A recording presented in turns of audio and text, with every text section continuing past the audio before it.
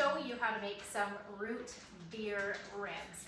This recipe I get rave reviews on. You know, I was never ever really a rib person. I didn't totally understand it. And then one of my friends said, you know, try this recipe. It is to die for. And every time I make it, people go crazy. So it's really, really simple, okay? I've already prepped 2 of the racks of ribs, so I'm just gonna show you with a 3rd one. By the way, if you wanna thaw meat quickly, put it onto a non-stick pan and it pulls the cold away from it really fast so that, you know, if you've forgotten to make dinner or you've forgotten to pull the meat out for dinner or something, then that's a really easy way to do it. Okay, so I use the smoky applewood rub. I've removed the membrane from the ribs, and all I'm gonna do is I'm gonna season both sides with it. Get some lots on there so it passes on some good flavor. Okay. And then what I'm gonna do, flip it over so I can see the bones. And then I'm gonna cut it into sections of 4. So 1, 2, 3, 4.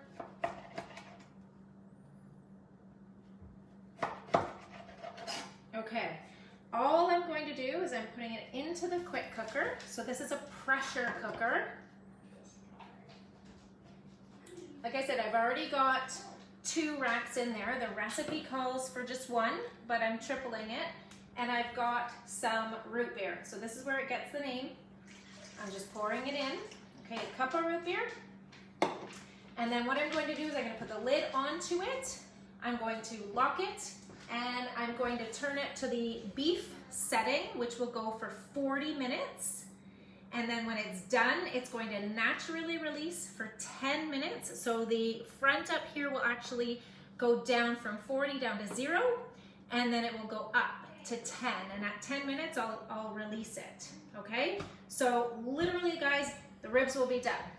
When I pull them out, they've been naturally releasing. I've made some barbecue sauce. Now, this barbecue sauce, you can use whatever barbecue sauce you want. This is one that I really, really love.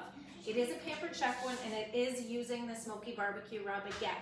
So the recipe calls, I've doubled it, but the recipe calls for 1 cup of ketchup, 1/4 of a cup of brown sugar, 2 teaspoons of vinegar, and 2 tablespoons of this.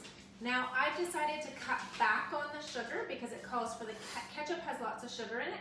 So all I did was I used strained tomatoes. I added the brown sugar in, but it called for 1/4 of a cup of packed brown sugar. I just lessen it because we just don't need that amount. And then, you know, 2 tablespoons of this, or 2 teaspoons, and some of that. All I did was I put it all together into a saucepan, stirred it until it started to boil, and then pulled it off. So when the ribs are done, I'm gonna pull them out, and there's going to be liquid in there. So I'm going to take about a cup of this. Like I said, I doubled it.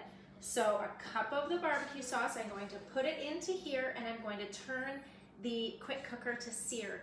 And I'm just gonna stir it away, and I'm gonna blend it all together. Then I'm gonna take it out, and I'm gonna lay them out onto a baking sheet, and I'm gonna baste it with the sauce. Throw them under the broiler for 4 minutes, and they'll be done. Okay, it's really, really simple. Okay, so I'm just gonna show you how to use a quick cooker here.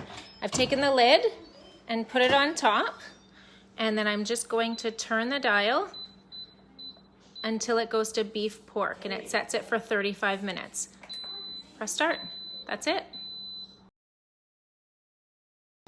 Okay, so I'm back. I want to show you guys these ribs look amazing. They're like fall off the bone. Check it out. Okay, so look at this. So I took them out. This obviously is a quick cooker. That's the liquid. And all I did was I pulled them out with the chef's tongs, and I laid them all out here. Okay, now over here, you can see I have some of the barbecue sauce. I put 1 cup. I'm just going to add it in here.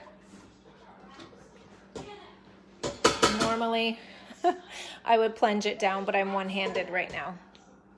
Okay, and then I just take it And this is off right now. So I just take this and I turn it to sear. I press start. Okay, so it's gonna heat up in there. And I mix that sauce in with the liquid from the ribs. And I'm just gonna combine it together and let it go on to sear for a little while. And then I'm going to take this sauce and I'm going to put it on top of the ribs to baste them. And then I'm gonna put them under the broiler. These over here, they're on the half sheet pan, so it's safe to put them under the broiler. And so once this thickens up, then I'll baste them, put them under the broiler, and they will be done. So check it out. Here the ribs are basted and ready to get broiled. Check them out. So I'm actually gonna get Sean to move these and put them into the, well, maybe I can do, no, I can't carry them. Do you want to do that, babe? So check it out. They're gonna go into the broiler for about 4 or 5 minutes, and then I will show you them after.